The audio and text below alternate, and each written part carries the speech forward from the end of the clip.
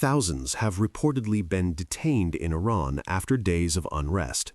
New reports indicate that approximately 3,000 people have been detained in Iran following recent unrest. Local media describe demonstrations across multiple cities involving economic frustrations, political grievances, and broader social tensions. The scale of the protests varied by region, and clashes were reported in several districts. Eyewitness reports suggest that gatherings began as small demonstrations but grew larger as dissatisfaction spread among different social groups. Authorities confirmed a large number of arrests. Officials stated that security forces acted to restore public order and prevent further disruption. They argued that intervention was necessary to prevent vandalism and damage to public infrastructure. Independent verification remains limited due to restricted access and information controls. Several areas reportedly experienced temporary internet slowdowns and disruptions during the peak of the unrest. Human rights groups expressed concern about the fate of detainees and called for transparency regarding legal procedures and access to legal representation. They emphasized the need for due process, medical oversight, and communication between detainees and their families. International organizations urged restraint and highlighted the importance of civil liberties, noting that large-scale detentions are often followed by legal irregularities if oversight is limited. In a separate development, Iranian authorities stated that detainees would not face execution. Officials said that the government would review cases individually and would not pursue capital punishment for those involved in the unrest. This statement followed international attention and appeals from rights organizations.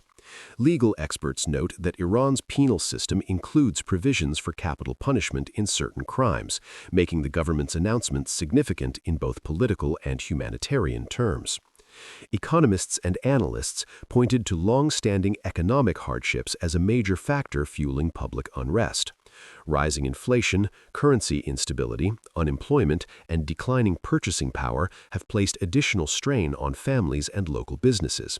Some analysts argue that the demonstrations reflect deeper frustration over living conditions rather than isolated political grievances.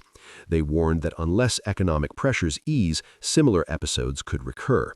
At the same time, political analysts highlight generational divides and shifting expectations among younger citizens. Social media activity before the internet disruptions indicated calls for change, improved economic management, and broader personal freedoms.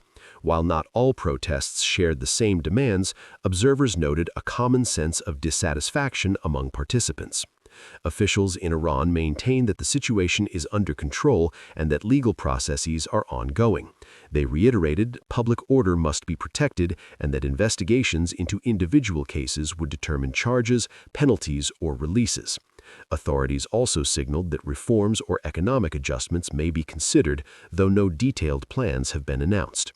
Regional governments and diplomatic bodies are monitoring the situation closely.